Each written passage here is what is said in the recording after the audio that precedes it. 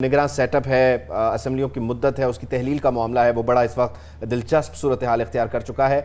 Care taker setup जो है वो क्या होगा, वज़ीर आज़म ने इस सिलसिले में मुशावरा शुरू कर दिया। जवेरी, आपको एक रिपोर्ट दिखाता हूँ ताकि पता चल जाए हमारे नाजरीन को और हमें। बिल्कुल ठीक है, क्योंकि एक सवाल का तो जवाब मिल गया, लेकिन अब दूसरा सवाल उसके जवाब की तलाश जारी है, तो इसके लिए पैकेज आप देखिए।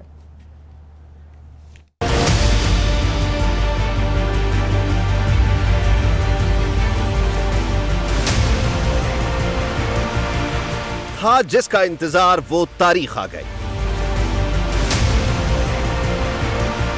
सियासी मंजरनामे पर सब मुंतजिर थे कि पीडीएम हुकूमत मुद्दत पूरी करेगी या कबल अज वक्त असम्बलियां तहलील करेगी। खबर यह है कि दो बड़ी जमातें मुस्लिम लीग नून और पीपल्स पार्टी में तय पा गया कि 8 अगस्त को कौमी असम्बली तहलील की जाएगी।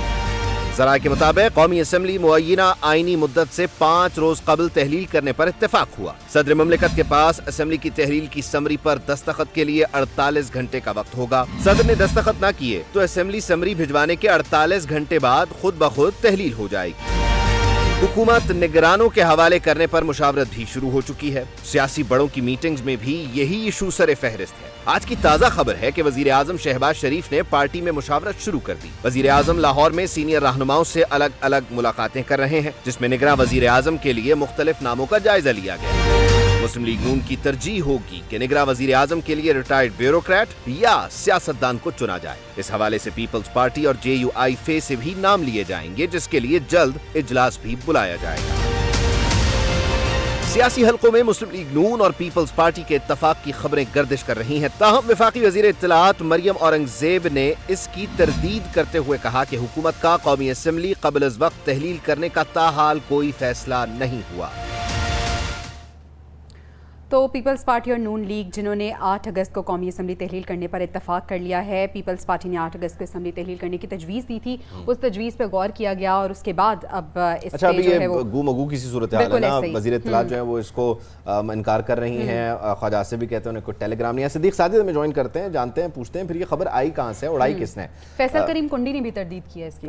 बताइएगा जरा सिद्दीक के मामलात हैं क्या? अगर वज़ीर इत्तलात मना कर रही हैं तो फिर ये खबर आई कहाँ से, उड़ाई किसने?